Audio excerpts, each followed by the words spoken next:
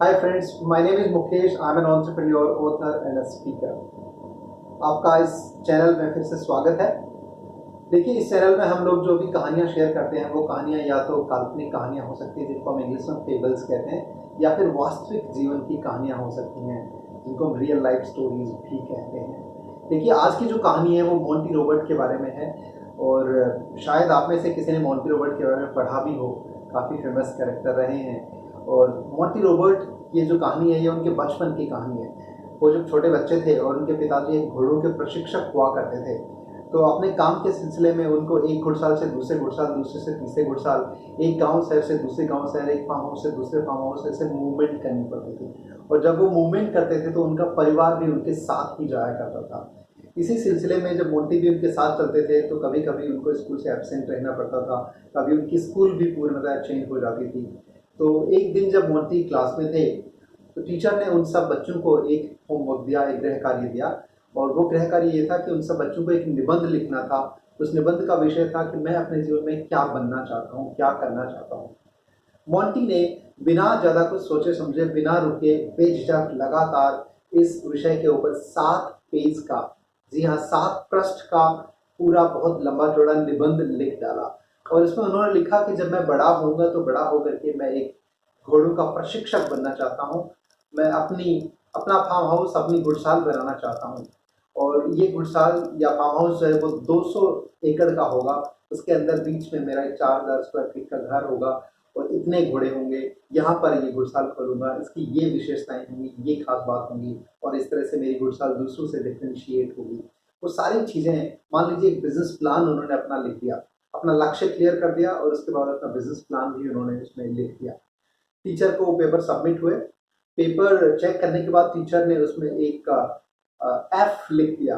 और जब मोंटी को पेपर हाथ में आया और देखा कि लाल रंग से, रेड इंक से उसमें एक बड़ा सा एफ लिखा हुआ है, तो मोंटी थोड़ा सा दुखी हुआ और सोचा कि पता नहीं टीचर ने क्यों लिखा है एफ, और पता नहीं उनका क्या मतलब है एफ लिखने का। क्या उनका मतलब एफ का एफ से फेल है या कुछ और कहना चाहते हैं। तो कक्षा जब पूरी हुई, कक्षा पूरी होने के बाद मोंटी अपने महोदय के पास, अपने टीचर के पास गए और कहा कि सर आपने ये बहुत बड़ा एफ लिख दिया है इसके ऊपर, इसका क्या मतलब है। सर ने कहा देखिए, इसका मतलब है फेल, जो आप समझ रहे होंगे। आप जैसे बच्चे के लिए जो गरीब घर से आता है, जिसकी स्कूल भी पूर्णतः अच्छे तरीके से सुचारू रूप से नहीं चल रही है, बीच बीच में डिस्टर्ब होती रहती है, और जिसके पास आर्थिक संपदा ज़्यादा नहीं है, जिसके पास रिसोर्सेज नहीं है, वो इतना बड़ा लक्ष्य नहीं पा सकता। तुम्हारे लिए सिर्फ एक अपूर्ण कल्पना ही है, तुम ये नहीं कर पाओगे। इसलिए मैं तुम्हें एक और मौका देता हूँ, जाइए फिर से निबंध लिख के लाइए।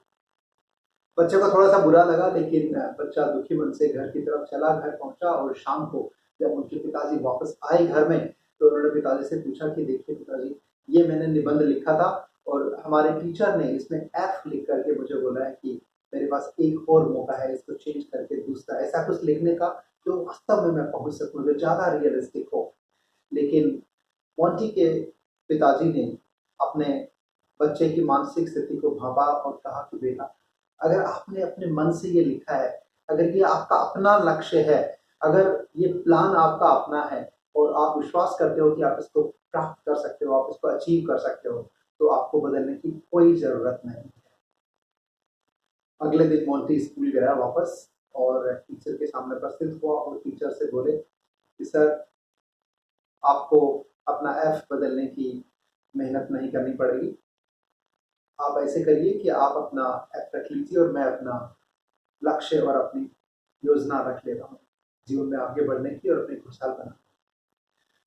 कुछ समय बीता, कुछ साल बीते, कुछ दशक बीते और कुछ दशकों के बाद ऐसा हुआ कि उन टीचर को मोंटी ने अपने फार्म हाउस पर एक डिनर पार्टी के लिए बुलाया।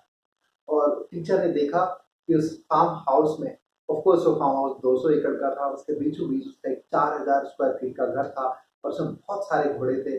और वो खुशहाल पूरा इसी तरह से बना था जैसे मोंटी ने उस पेपर में लिखा था। और टीचर ने देखा कि वो पेपर भी मोंटी ने संभाल करके रखा हुआ है और वो एक ग्लास के फ्रेम में फ्रेम होकर के ड्राइंग रूम की दीवार पर सजाया हुआ था। देखिए, मोंटी अपने लक्ष्य को प्राप्त कर पाए क्योंकि मोंटी को अपने लक्ष्य के ऊपर विश्वास था। मोंटी ने एक सपना देखा, उसको अपने लक्ष्य में कन्वर्ट किया, उसको अपने प्लान में कन्वर्ट किया और फिर जी तोड़ मेहनत करी। फिर उन्होंने बहुत बहुत मेहनत करी और वो पाया। हम सबके साथ क्या ऐसा नहीं है? हम सब भी या तो सपने देखते हैं लेकिन समाज हमें देखने नहीं देता, या फिर हमें सपने देखना आता ही नहीं। और आता क्यों नहीं है? क्योंकि कभी स्कूल में कॉलेज में सपने देखना सिखाया ही नहीं गया। लेकिन दोस्तों, मेरी आपसे गुजारिश है कि सपने देखने की जो आदत है उसको अपने जीवन के सिलेबस का पार्ट बनाइए और सपने देखना शुरू कीजिए। जीवन का बोरिंग होना जरूरी नहीं है, बल्कि बोरिंग होना ही नहीं चाहिए। लाइफ एक्साइटिंग होनी चाहिए। चाहे आप जॉब में हैं, चाहे आप बिजनेस में हैं, या आप जॉब छोड़कर बिजनेस करना चाहते हैं, या बिजनेस छोड़कर जॉब करना चाहते हैं, जो भी आप करना चाहते हैं, आप अपने सपने के अकॉर्डिंग आगे चलिए और अपने सपने पर विश्वास कीजिए और उसके अकॉर्डिंग मेहनत कीजिए। आई एम श्योर आप पहुंच सकते हैं वहां तक। देर ही सही, लेकिन आप पहुंच जरूर जाएंगे, ऐसा मेरा अपना मानना है। और इसी थॉट को लेकर के, इसी विचार को लेकर के, इसी दृढ़ विश्वास को लेकर के मैंने भी 3 साल पहले अपनी वेल सेटल्ड जॉब से रिजाइन किया और अपना बिजनेस शुरू किया, मुस्कुरादो प्राइवेट लिमिटेड के नाम से। और आज मैं बहुत खुश हूँ अपने बिजनेस के साथ। काफी अच्छा मैं करने लगा हूँ पिछले साल भर में। देखिए, शुरू में कुछ टाइम लगता है अपने बिजनेस को सेट करने में, लेकिन मेरा आपसे यही कहना है कि सपने जरूर देखें और सपनों को पाने के लिए कोशिश जरूर करें, योजना बनाएं और उसके अकॉर्डिंग आगे बढ़ें। देखिए, यूएस में एक उद्योगपति हुए हैं, अमेरिका में एक उद्योगपति हुए हैं, उनका नाम था वॉल्ट डिज्नी। उनका एक कोट है जो मुझे बहुत प्रेरित करता है, बहुत इंस्पायर करता है। उन्होंने कहा था, if you can dream it you can do it. इसका मतलब है, अगर आप सपना देख सकते हैं तो सपने को पाने की क्षमता भी आप रखते हैं, आप उसको पा सकते हैं, बशर्ते आप उस पर डटे रहें, उसके ऊपर लगे रहें। इसी तरीके से हमारे हिंदुस्तान में एक उद्योगपति हैं, अजीम प्रेम जी। उन्होंने भी एक दूसरा बहुत ही ब्यूटीफुल कोट बोला। उन्होंने कहा कि if people do not laugh on your dream, believe me your dream is not big enough. इसका मतलब ये है कि अगर लोग आपके सपने पर हंसते नहीं हैं, इसका मतलब ये है कि आपका सपना बड़ा नहीं है। अपने सपनों को बड़ा करिए, और अगर लोग आपके सपनों पर हंसते हैं तो हंसने दीजिए, इससे आपको फर्क नहीं पड़ना चाहिए, क्योंकि सपने आपके अपने हैं, दूसरों के नहीं हैं।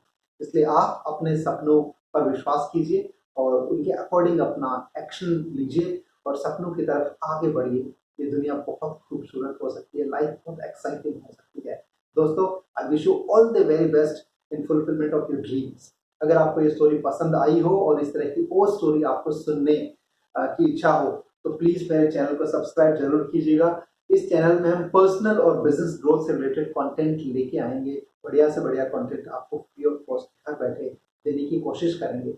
मैं एक नया यूट्यूबर हूँ, this is my new adventure, and आपका जो सब्सक्राइब है, जो लाइक है, वो मेरा बहुत उत्साह बढ़ाता है। इसलिए मैं आपसे गुजारिश करता हूँ कि प्लीज चैनल को सब्सक्राइब जरूर कीजिएगा और वीडियो को लाइक कीजिएगा। अगर बहुत पसंद आया तो शेयर कीजिएगा। थैंक यू सो मच, बहुत बहुत शुक्रिया।